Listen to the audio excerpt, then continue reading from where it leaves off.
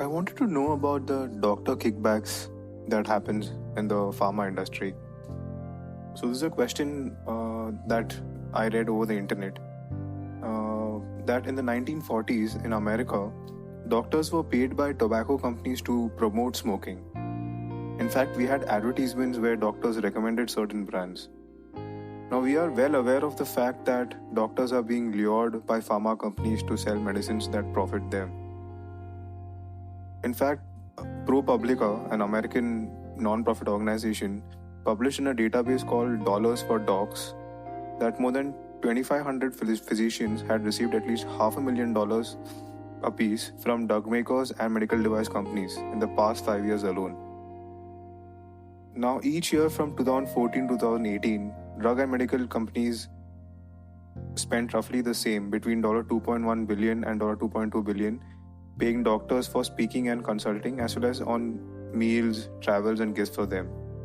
And also roughly the same number of doctors, more than 600,000, receive payments in any given year. This statistic appears to be consistent year on year because companies believe that their interactions with these physicians have been and will remain legitimate. How do you think we can break this spell of doctor kickbacks? Because most of the people, I'm sure, including me, purely rely on doctor recommendations for medicines.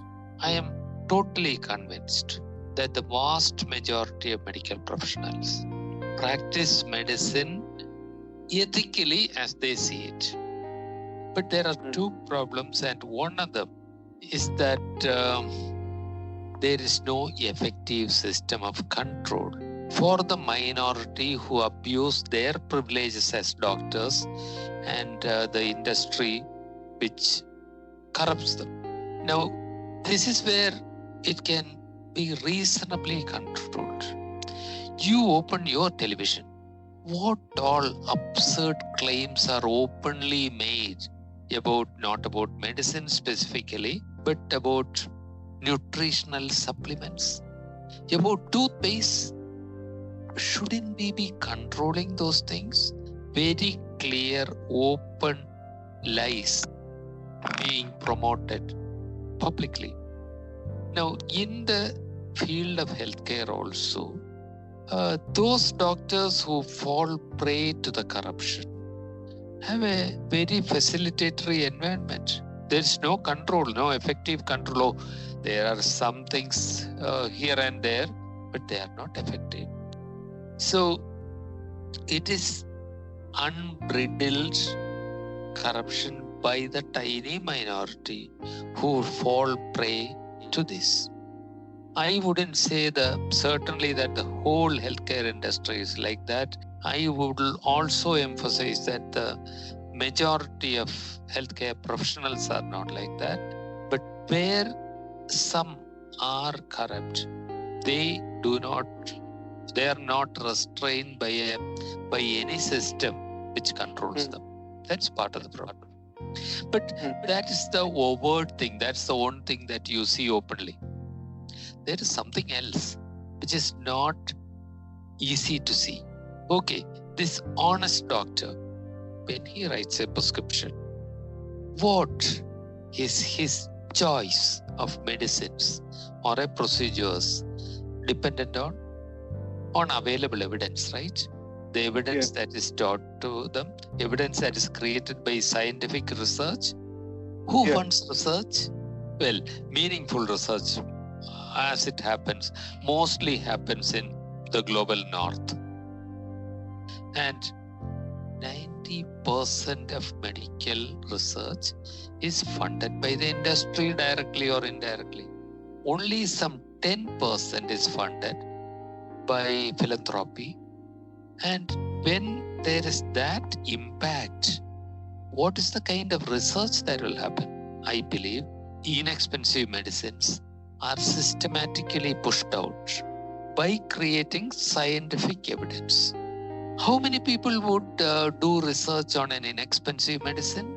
Where would the money for that come from? It's not there. No research there. The research is all on newer and newer expensive modalities. And then scientifically, outwardly scientifically, research is framed in such a way that evidence is generated against the inexpensive medicine. And this is happening all the time. It is about 6 or 7 years when one inexpensive painkiller, it is an unpronounceable name, it is called dextroamoxicillin, which was the cheapest in the country, was banned. It was suspended. Unreasonably suspended, because it was suspended in Europe for one reason, suspended in USA for an entirely different reason. That itself should have made us suspicious. And some evidence was created. India appointed a commission.